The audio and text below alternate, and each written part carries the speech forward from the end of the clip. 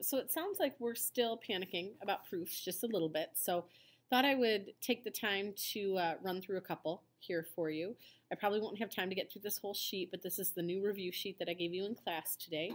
And we're going to talk about the actual process of proof and try to just kind of catch on to some strategies and things like that that can keep you moving forward.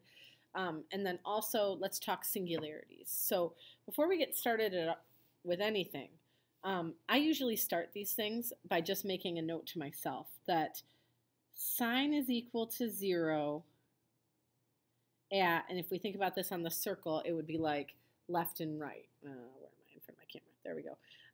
It would be like at 0 and at 2 pi. Nope, sorry, 0 and pi, right? Because those would be where my y coordinates were equal to 0. So this would be at multiples of pi. And then cosine is equal to 0 at the top and the bottom of the circle. Okay, so that would be pi over 2 and 3 pi over 2, otherwise known as odd multiples of pi over 2. And if you think of even how a graph works, it should make sense that the sine, which is your y value, is equal to 0 along the x-axis, right? And the cosine, which is your x value, is equal to 0 along the y-axis. Okay, and we can do everything else we need based on those two pieces of information. So I'm going to start there. Okay, all right, I'm going to go ahead and turn my face off because I don't think you need to see me throughout this. There we go. And I'm just going to dive right into this first one. So before I do anything at all, the very first thing I'm going to do is make a note of any singularities that I might notice. Okay. So I see a cotangent, which is cosine over sine. I also see a cosecant, which is 1 over sine. So both of these things have sine on the bottom. All right. And that means that I have a singularity at multiples of pi. And then I'm going to wait till the end to determine whether or not these are removable. Okay, but I have a singularity at multiples of pi. Okay, so my next strategy that is kind of a one-size-fits-all is I'm going to convert everything here into sines and cosines. So that cotangent, I'm going to make that into cosine over sine. And the cosecant, I'm going to make into 1 over sine. Okay, and I know that I'm trying to get it to equal cosine theta, but for right now, I'm just working on this left side. Okay, so now this is a very literal division of two fractions, and dividing fractions is accomplished by taking the first fraction and multiplying by the reciprocal of the other, so that would be sine over 1. And when you multiply, you don't need common denominators or anything, you just multiply straight across. So technically this would become cosine sine over just sine, because sine times 1 would just be sine. But I can also notice here that I have a sine on the top and a sine on the bottom that are going to cancel out. And so I'd really just be left with cosine over 1, which is just equal to cosine theta. Okay, and right there I have proven my identity, okay, that cosine theta is equal to cosine theta. Now I need to go back and think about that singularity. Does my singularity still exist? Well, cosine itself doesn't have any singularities. There aren't any places where cosine is undefined. This up here is where cosine is equal to 0, but being equal to 0 is okay. The issue we run into is having zeros on the bottoms of fractions, okay? So I no longer have a singularity. Really, if you look back in the problem, this right here, see how I canceled out that sign that was on the bottom? That's where I got rid of my singularity. So what I just did is I took this singularity and I made it removable. Okay? And so I'm just going to go back, and again, it doesn't matter to me whether you rewrite it and say this is a removable singularity or whether you just kind of identify that that singularity is removable. But that's what you really need to know in terms of singularities, is that it does have a removable singularity that we can see right here. Okay, so if I look at number 2, I would dive in by making that cotangent into a cosine over sine. And I would make the tangent a sine over cosine. Okay, And again, I'm only going to work here on the left side for a minute. Okay, I may simplify that in just a second. Oh, you know what? I'm so sorry. I jumped right into this one. And again, forgot about my singularities. Okay, so on this one, let me back up to that. Sorry about that. Cotangent has sine on the bottom. Tangent has cosine on the bottom. So really both of these things are going to be issues here. Okay, so my singularities are at all multiples of pi over 2. Remember, that really encompasses both of these things because your multiples of pi are your even multiples of pi over 2. Okay? Now, I'm being a little lazy here in writing it that way, okay, because that way I don't have to write out both of these things separately. But when we get to the end and we're thinking about removable singularities, I do have to think about these two things as two separate possibilities because it's possible that one of them is removable and one of them is not. Okay, so back into my proof here. So I'm adding fractions. This time when I'm adding, I do need common denominators, okay? This one is a sine and this one is a cosine. So I would like to make my denominator be sine and cosine together. So this side needs a cosine, which means I'm going to multiply by cosine over cosine. Okay? And this side needs a sine, so I'm going to multiply by sine over sine. And that's going to give me, here, cosine times cosine would give me cosine squared.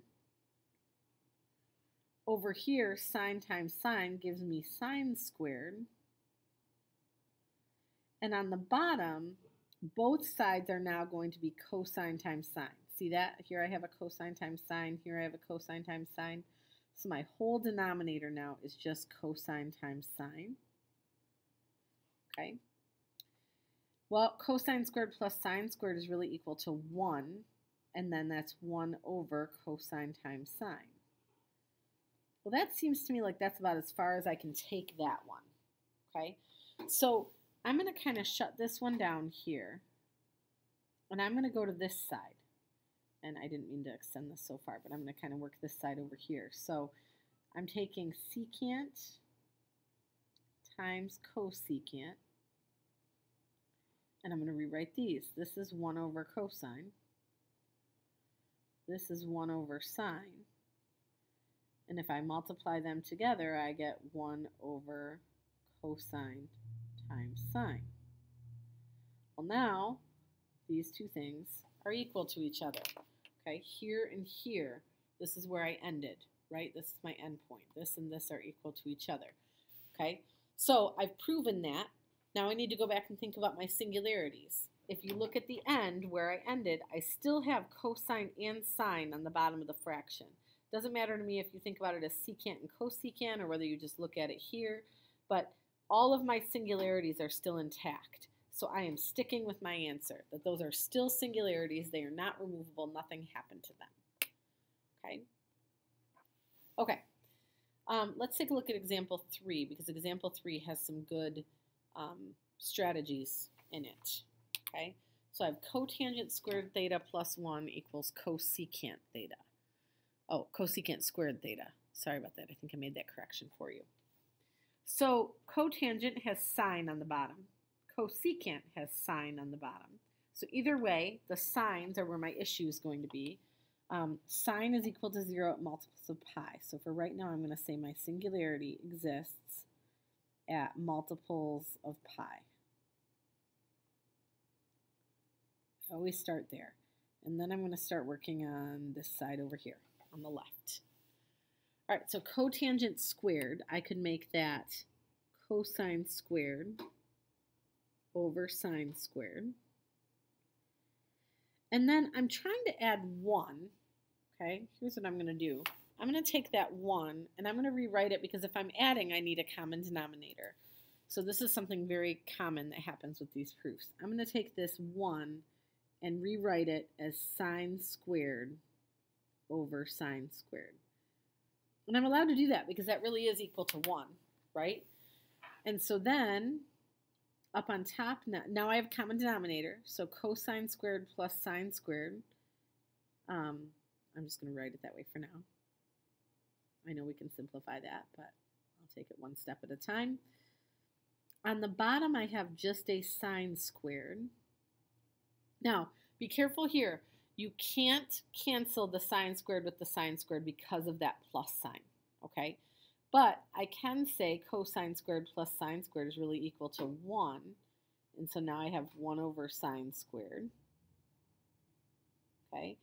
And up here for my cosecant theta, I know that that's equal to 1 over sine squared of theta. And so now I can say, look, I ended in the same place, okay? And I do still have sine on the bottom, right? So I'm happy with my singularity, okay? My singularity did not drop out of there. It's still sitting down there on the bottom of the fraction. Okay, the next two are actually pretty easy.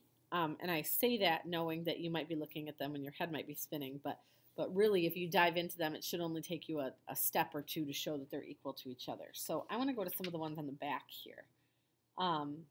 Let's take a look at maybe, number 6. I think I helped some people with number 6 earlier.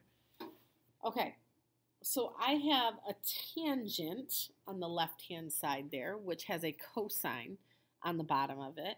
So I would say that my singularities here are where cosine is equal to 0, which is odd multiples of pi over 2. Okay, odd multiples of pi over 2 there. Okay, so let's see. Tangent is, and obviously I'm working on this left side, tangent is sine over cosine. Multiplying by sine, plus, and then I have sine over tangent, which is another sine over cosine. Okay, so let's talk about what we can clean up here.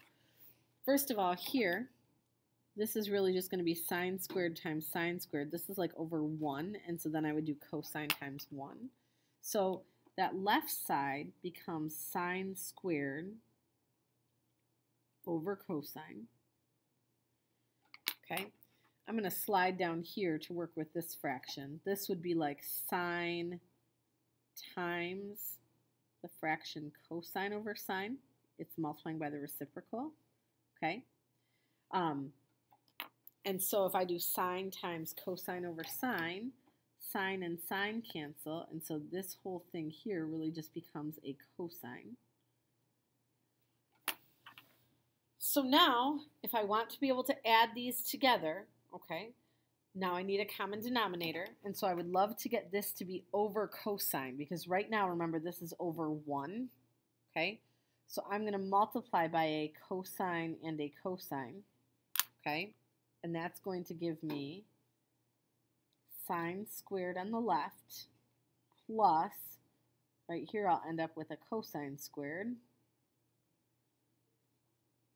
over, and then on the bottom I have just a cosine on both of them.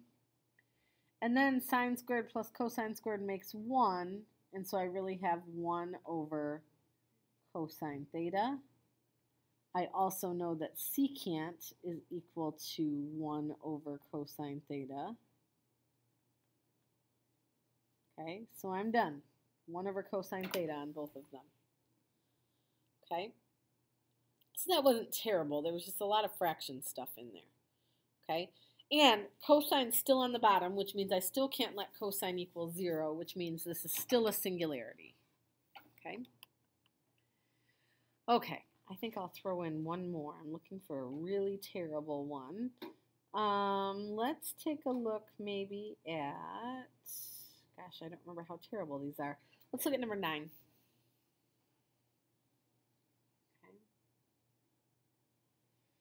All right, so first off, singularities. Cosecant has sine on the bottom. Tangent has cosine on the bottom. So everything's a singularity here. Okay, singularity at all multiples of pi over 2. Okay, everywhere is a singularity on this one. Okay, so cosecant is 1 over sine squared times tangent, which is sine squared over cosine squared. And then I still have a minus 1 there. Well, order of operations says I have to do my multiplication first. And when I do this multiplication, my sine squareds are going to cancel. So this now says 1 over cosine squared. Okay, when I put these two things together, 1 over cosine squared minus 1. Now I need common denominators. So I'm going to take that 1 and I'm going to rewrite it as cosine squared over cosine squared. Okay. And so now I have 1 minus cosine squared on the top. That came from here, 1 minus cosine squared. And on the bottom, I've got common denominators of just cosine squared. Again, remember, I can't cancel out my cosine squareds, but I can say that 1 minus cosine squared is equal to sine squared.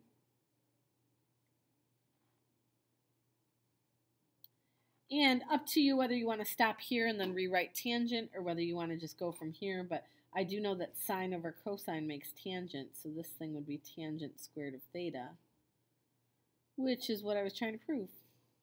Okay? So now, when I look at where I ended at tangent and tangent. Tangent is sine over cosine, so it has cosines on the bottom. So only the cosine singularities are still around.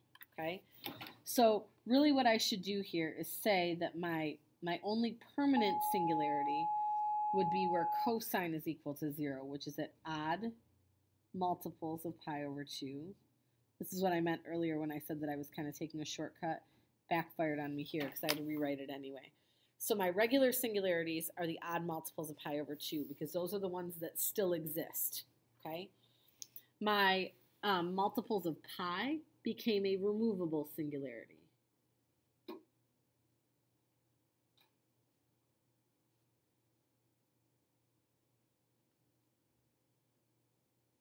And that's because, let's see, the multiples of pi are the singularity you end up with when sine's on the bottom. And way back here in this very first step, we got rid of the only place where there was a sign on the bottom. So that's why that's removable.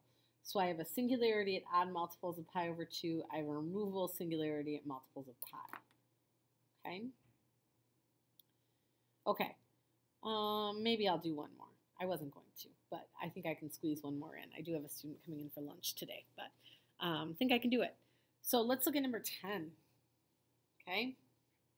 Number 10, a lot of grossness going there on the left side. As far as singularities go,